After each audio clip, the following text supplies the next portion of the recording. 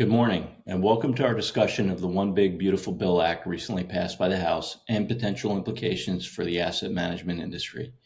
I'm Rob Roeder. With me today is Mindi Lowy, and we'll highlight several provisions that could impact the industry. To begin, let's start with some welcome news. The bill did not include a proposal that targets carried interest.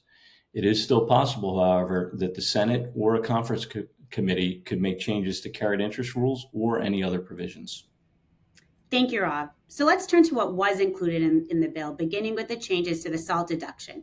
The bill increases the SALT cap from $10,000 to $40,000 for individuals, with a phase out for those with incomes above $500,000 from married filing joint. Additionally, the bill disallows the federal deduction for state PTET for specified service trades or businesses as defined by Section 199 Cap A. This affects fields like financial services, accounting, consulting, and really any trade or business where the principal asset is the reputation or skill of its employees. As a result, many financial services firms and investment management entities may no longer benefit from the PTET workaround and could also find themselves subject to the SALT cap at the individual level. Additionally, the bill limits deductibility of state and local income taxes paid by specified service trade or businesses, including entity-level taxes like the New York City UBT. Now let's focus on the proposed new Section 899, the unfair foreign tax regime provision.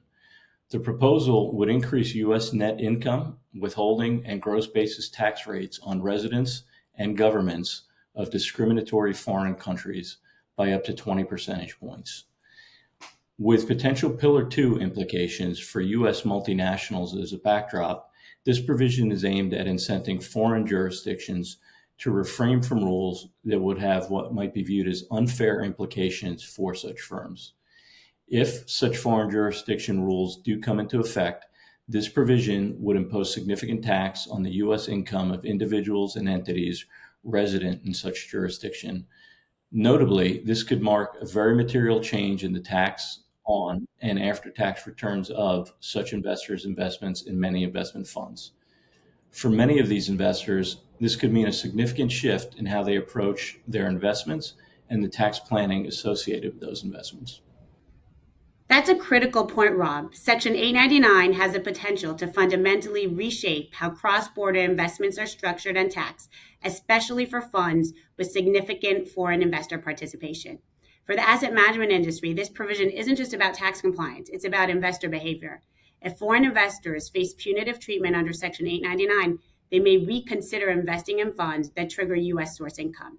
Fund managers will need to be proactive in assessing whether their existing investor base or holding structures could trigger exposure under this new regime.